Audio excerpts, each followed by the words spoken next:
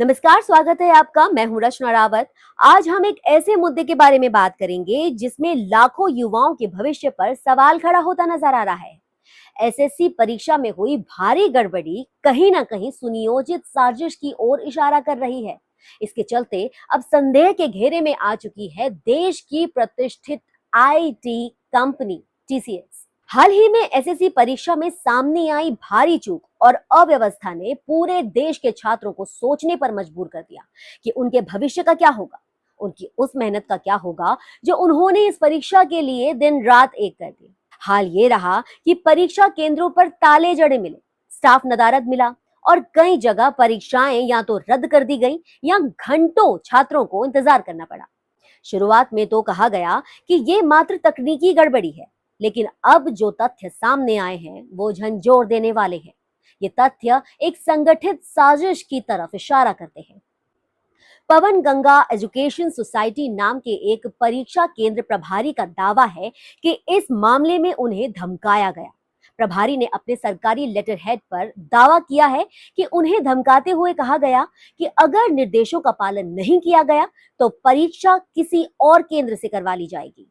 पवन Ganga educational society के अनुसार TCS, जो पहले एसएससी परीक्षा की तकनीकी वेंडर थी, उन्होंने कुछ परीक्षा केंद्रों के कर्मचारियों को कथित रूप से पैसे देकर परीक्षा प्रक्रिया में रुकावट डालने को कहा।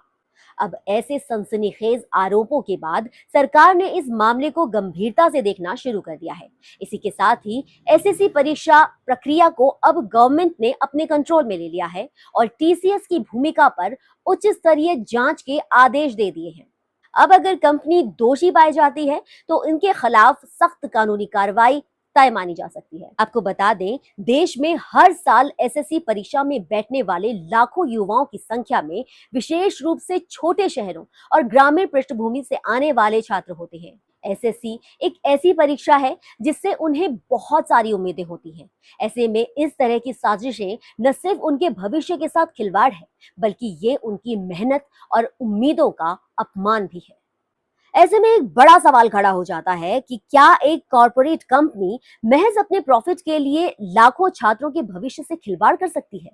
क्या ऐसे मामले सामने आने के बाद सिर्फ जांच ही काफी है या फिर अब जरूरत है एक सख्ती की जो ऐसी परीक्षा कराने के दौरान पारदर्शिता ला सके, जो फिर से एक बार इस परीक्षा प्रणाली पर भरोसा दिला सके?